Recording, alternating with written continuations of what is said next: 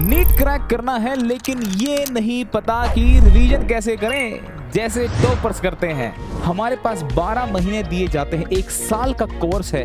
कैसे आप उसको 10 मिनट में सीख सकते हो, कैसे आप उसको 15 मिनट में सीख सकते हो, कैसे आप उसको 2 दिन में सीख सकते हो? इम्पॉसिबल। आप कहेंगे कि मेरे को 8 घंटा पढ़ना है। क्या पढ़ा है 8 घंटे में? क्या निकाला उस 8 घंटे में? क्या कभी ट्रैक करते हो? क्या कभी एनालाइज करते हो? क्या कभी आपने क्या अचीव किया है उस दिन, वो कभी इंट्रोस्पेक्ट करते हो? कभी सोचते हो? टारगेट रखो, उन टारगेट को कंप्लीट करना सीखो। नीट क्रैक करना है लेकिन ये नहीं पता कि रिवीजन कैसे करें जैसे टॉपर्स करते हैं। तो बच्चों, आज के इस सेशन में मैं आप लोगों के साथ वो सारे प्रो टिप्स शेयर करूंगा जिससे आप लोग की रिवीजन नेक्स्ट लेवल पहुंच जाएगी। तो ये जो सारी मेहनत आप कर रहे हैं, इसे आप अपनी टॉप रैंक्स में बदल सकते हैं with this pro strategy. Let us learn. बच्चों, देखते हैं कि वो क्या क्या स्ट्रेटजी मैं आप लोगों के साथ शेयर करने वाला हूं। सबसे पहले आप लोगों को अपना दिन, अपना टाइम प्लान करना होगा। मेरे कुछ चंद सवाल हैं आप लोगों से, पहले आप उन्हें एक बार सोचिएगा, फिर मैं अपने विचार, जो स्ट्रेटजी हैं, जो प्रो टिप्स हैं, वो बताऊंगा। How long can you learn effectively without taking a break?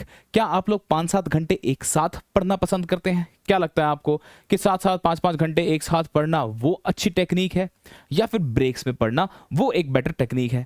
दूसरा, how many subjects you need to revise for? क्या एक दिन में आप लोग एक ही सब्जेक्ट को टारगेट करना पसंद करते हैं, या आपके 3-4 सब्जेक्ट हैं नीट में, सबको एक साथ टारगेट करना पसंद करते हैं डेली बेसिस पर? What other commitments do you have which prevent you from revising? और क्या कमिटमेंट है आपकी? क्रिकेट खेलते हो, स्पोर्ट्स में हो, म्यूजिक में हो, या फिर रील्स में? क्या है वो अदर कमिटमेंट जिसके चक्कर में रिवीजन हो नहीं पा रही? कहां फंस रहे हो? And when do you want to start? कब शुरू करनी है? नीट का एग्जाम आने में अभी 5-6 महीने, 5 महीने पकड़ लो। ऐसा टाइम है जो फटाफट से उड़ता चला जाएगा, पता नहीं चलेगा बाबू कहां चला गया ये समय। कब शुरू करनी है? किया है कुछ डिसाइड? स्ट्रेटजी तो मैं बताने वाला हूं। क्या डिसाइड कर चुके हो स्टार्ट कब करना है? तो चलिए मैं आपको पहले वो प्रो टिप्स बता दूं, फिर उनमें किस तरीके से एक्टिविटीज को लाना है, किस तरीके से आप अपने मार्क्स को इंक्रीज कर सकते हो, कैसे अपनी रैंक को इंप्रूव कर सकते हो। सबसे पहला पॉइंट, रियलिस्टिक गोल्स को सेट करना। क्या आप सब लोगों को पता है आप लोग सुपर ह्यूमन नहीं हो? वाओ! क्यों सर, सुपर ह्यूमन की बात कहां से आ गई? सुपर ह्यूमन इसलिए नहीं बच्चों, क्योंकि जिस सब्जेक्ट को सीखने के लिए हमारे पास 12 महीने दिए जाते हैं, 1 साल का कोर्स है, कैसे आप उसको 10 मिनट में सीख सकते हो, कैसे आप उसको 15 मिनट में सीख सकते हो, कैसे आप उसको 2 दिन में सीख सकते हो? इम्पॉसिबल। YouTube पे वीडियोस देखना, ऑर्गेनिक केमिस्ट्री को 10 मिनट में सीखें, entire inorganic chemistry in 5 minutes, how is that possible? क्या ये रियलिस्टिक है? जी नहीं। क्या मतलब निकला इसका? आप लोगों को अभी से तैयारी शुरू करनी है। इतने सारे कंटेंट को जिसे 12 महीने के कोर्स में डाला गया है, कंप्लीट करने के लिए अगर 6 महीने हैं तो आपकी मेहनत भी डबल होगी। डोंट थिंक कि मैं लास्ट के 15 दिन के अंदर अंदर सारा सिलेबस कवर कर लूंगा, मैं सुपर ह्यूमन हूं। इम्पॉसिबल, ये नहीं हो सकता। ये मेरे आप लोगों से गुजारिश है बच्चों, ऐसा एम लाइफ में ना रखें कि लास्ट के 5 दिन में मैं सारा सिलेबस कर लूंगा और मेरी रैंक भी आ जाएगी। नहीं हो सकता। आपको रियलिस्टिक गोल्स सेट करने पड़ेंगे। दूसरा, prioritise the tough stuff first. Chemistry में 3 पार्ट है, इनऑर्गेनिक, ऑर्गेनिक, फिजिकल। कुछ तो ऐसा एक होगा जो आपको टफ लगता है। रेयरली ही ऐसा होता है कि आपको तीनों पसंद है।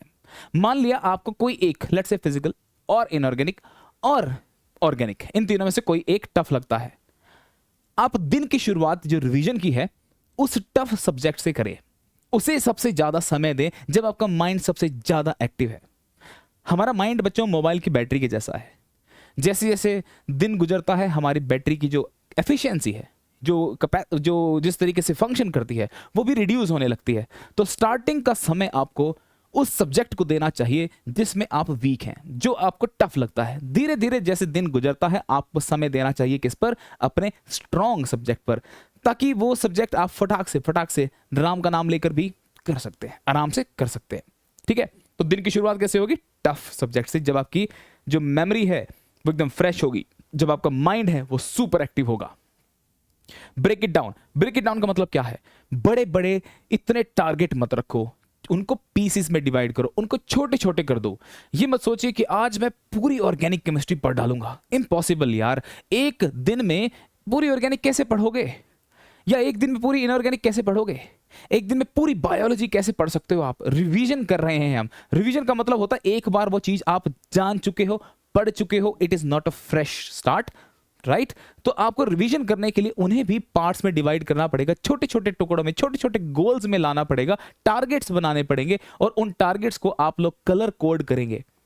कि फिजिक्स को मैं पर्टिकुलर कलर से अपने जो घर में जहां स्टडी टेबल आपने बना रखी है, घर वालों से एक दीवार उधार मांग लो कि मुझे बस कुछ महीने के लिए एक दीवार का टुकड़ा दे दो, मैं उस पर अपने कलरफुल जो स्टिकी नोट्स हैं वो लगाना चाहता हूं, और हर एक सब्जेक्ट को कलर कोड दे दो और उन पर टारगेट लिखो कि आज का मेरा टारगेट ये है, मुझे इतनी चीज को फिनिश करनी है, इतनी चीज को फिनिश करनी है। भैया ये टाइम टेबल वाइम टेबल कोई चीज नहीं होती। आप कहेंगे कि मेरे को 8 घंटा पढ़ना है, क्या पढ़ा है 8 घंटे में, क्या निकाला उस 8 घंटे में, क्या कभी ट्रैक करते हो, क्या कभी एनालाइज करते हो, क्या कभी आपने क्या अचीव किया है उस दिन, वो कभी इंट्रोस्पेक्ट करते हो, कभी सोचते हो।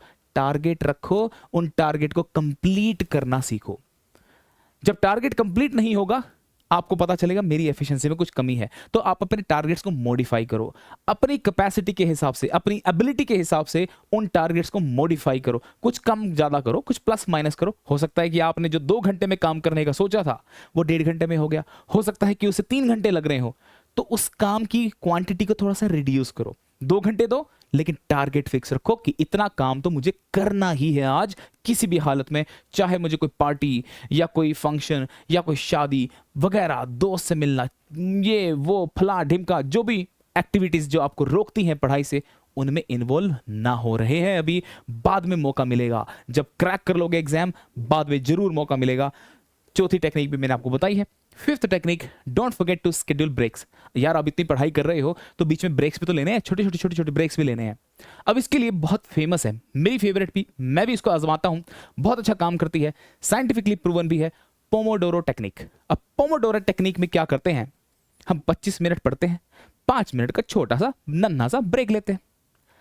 अब कुछ लोगों को 25 मिनट नहीं 35 मिनट्स पसंद है, या 45 minutes. This I am living up to you. आप इसे 45 मिनट्स का एक पीरियड मान करके सर्टेन इंटरवल पढ़ें, फिर 5 मिनट का ब्रेक लो या 7 मिनट का ब्रेक लो। लेकिन ये जो पढ़ने का इंटरवल है और ये जो ब्रेक का इंटरवल है, इसे आप फिक्स रखें। इसमें काम चोरी नहीं, इसमें चीटिंग नहीं। बीच में ब्रेक्स मिल रहे हैं ना अपने आप को रीएक्टिवेट करने के लिए, जाइए पानी वानी पी के आइए, मम्मी पापा से मिल के आइए, भाई बहन को हाय हेलो करके आइए, एक मैसेज करके आ जाइए, कुछ भी, what ever gives you 5 minute का ब्रेक या 7 मिनट का ब्रेक, वो फिनिश करके क्विकली आ जाइए। फिर उसके बाद मिक्स इट अप, क्योंकि हमें वैरायटी है, वैरायटी चाहिए होती है जब हम स्टडी कर रहे होते हैं। सर इसका क्या मतलब है, इसका मतलब ये हुआ, जैसे आजकल हम ऑनलाइन लेक्चर्स पढ़ते हैं, तो आप लोगों को अब आइडिया है कि वीडियोस लेक्चर देखने होते हैं, उसकी आदत है, उस आदत को आपको ब्रेक करना पड़ेगा कुछ हद तक, है ना। ये जो लूप बना हुआ है उसे थोड़ा सा ब्रेक करना पड़ेगा। सर इसका तरीका क्या है, इसका तरीका यह है कि आप लोग ब्लर्टिंग टेक्निक का इस्तेमाल कर सकते हैं। सर अब ये टेक्निक क्या होती है, ब्लर्टिंग टेक्निक बोले तो जो चीज आपने वीडियो लेक्चर से सुनी है उसे आप लोग एक कॉपी पेन पर लिखने की ट्राई करें, खुद से लिखे। सुंदर सुंदर नहीं लिखना है, एकदम आड़ा टेढ़ा, कैसे भी, जो जो माइंड में आ रहा है सारा वहां उतार दो, आंख बंद करके लिखते जाओ, लिखते जाओ, क्या क्या आपके दिमाग में आ रहा है सारा कुछ लिख दो। अब जो चीज आपके दिमाग में आ रही थी वही सिग्नल आपने कॉपी पे उतार लिए, आपको आइडिया लग गया क्या क्या आपने लिखा है, क्या क्या मिस किया है। अब जो चीज मिस की है उसे रिविजिट करो, एनसीईआरटी हो या कोई बुक हो या मॉड्यूल हो, उसे हाईलाइट कर दो कि ये चीज मैं फर्स्ट बार जब ब्लर्टिंग कर रहा था भूल गया था। नेक्स्ट टाइम जब ये रिवीजन करोगे, नेक्स्ट टाइम जब ये रिविजिट करोगे चैप्टर को, याद रखना कि ये वाला पर्टिकुलर पॉइंट जो मैं फर्स्ट टाइम भूल गया था, क्या इस बार फिर से भूल रहा हूं या नहीं भूला हूं। नहीं भूला हूं तो कांग्रेचुलेशंस, आपको टेक्निक हेल्प कर रही है। और क्या है, फाइनमैन टेक्निक।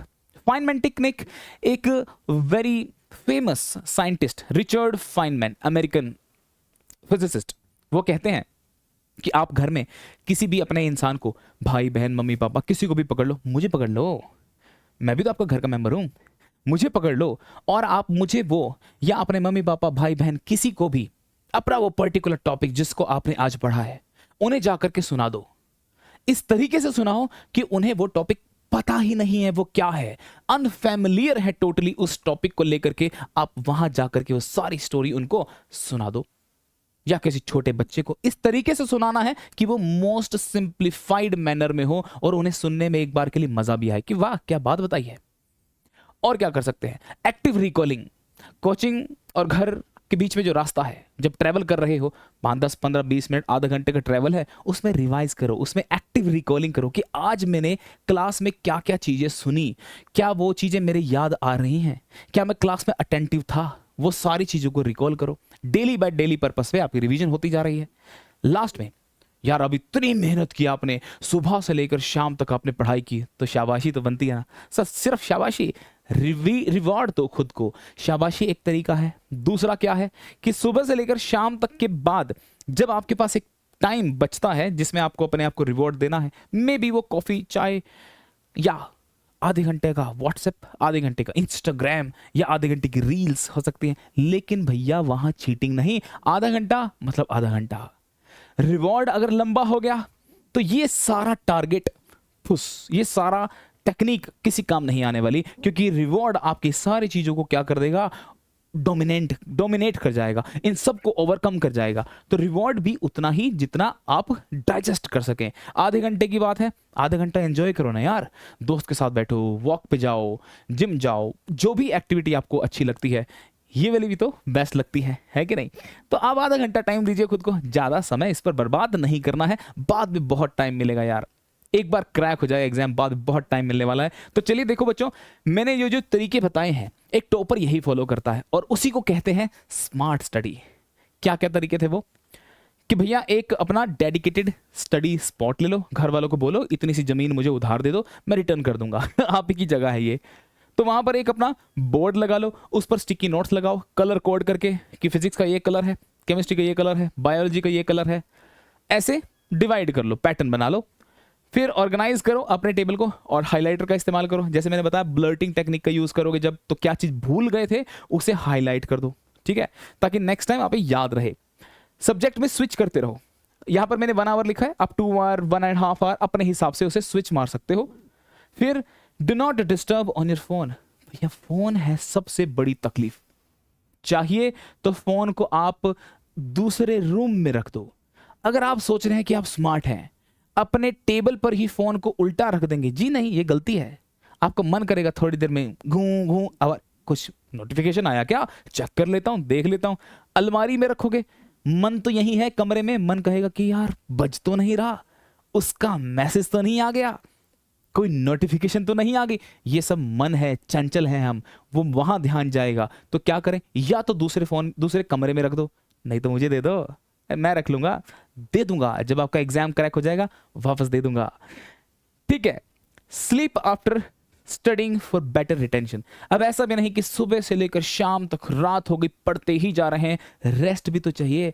जब बॉडी को रेस्ट चाहिए तो माइंड को भी तो चाहिए, माइंड को भी आप रेस्ट देंगे ताकि जितनी भी आपने प्रोसेसिंग की है सुबह से लेकर रात तक, वो माइंड में सेटल डाउन भी तो हो जाए, रिटेंशन भी तो चाहिए ना। डेली थोड़ा ना एक एग्जाम है, इतना सा पढ़ लिया डेली का, उसका थोड़े ना एग्जाम है, हमने जितना इतने महीनों में पढ़ा उसका एग्जाम है भाई। लास्ट पोमोडोरो टेक्निक मैंने आपको बता दी है कैसे उसको इस्तेमाल कर सकते हैं। स्टडी गोल्स बनाने हैं और खुद को रिवॉर्ड देना मत भूलना। आप अपने फ्लैश कार्ड्स मतलब समरी नोट्स बना सकते हैं, शॉर्ट नोट्स बना सकते हैं, जो कि इंस्टेंट रिवीजन के काम आते हैं। टेस्ट से पहले फटाक से देख लिया। लेकिन समरी नोट्स और शॉर्ट नोट्स जो होते हैं बच्चों, वो बहुत कमाल की चीज है, हर किसी को बनाना चाहिए। लेकिन एक बात का ख्याल रखिएगा, जो समरी नोट्स होते हैं और जो शॉर्ट नोट्स होते हैं वो आपके खुद के होने चाहिए, किसी से उधार मांगे हुए नहीं होने चाहिए।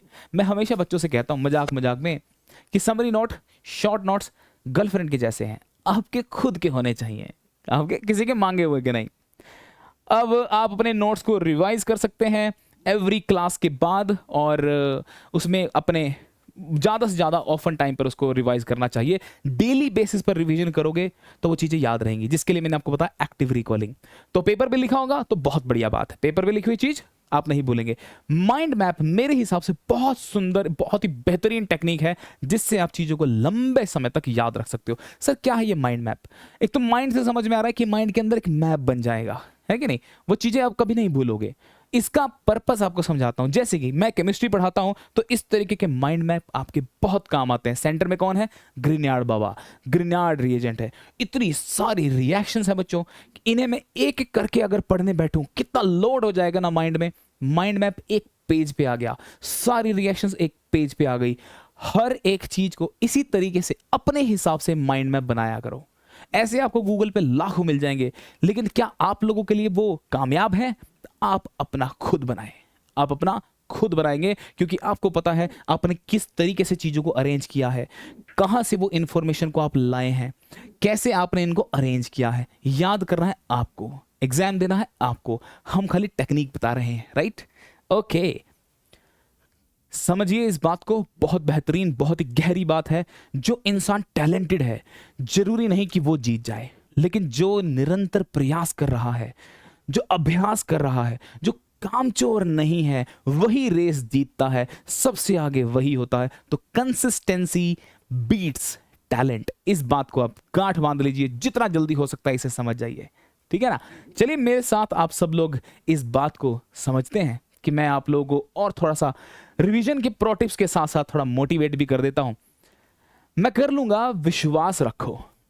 आप ये खुद से कह रहे हैं, मैं आपके लिए पढ़ रहा हूं, आप खुद से कह रहे हैं, मैं कर लूंगा, विश्वास रखो। निज अंतर्मन में आस रखो। अपने अंतर्मन में एक होप होनी चाहिए, जैसा भी हो पर अपना हो, अपना हो। मैं सारी चीजों को कनेक्ट करके चीज यहां ले आया हूं, आपके ही नोट्स, आपके ही शॉर्ट नोट्स, ये सब होने चाहिए।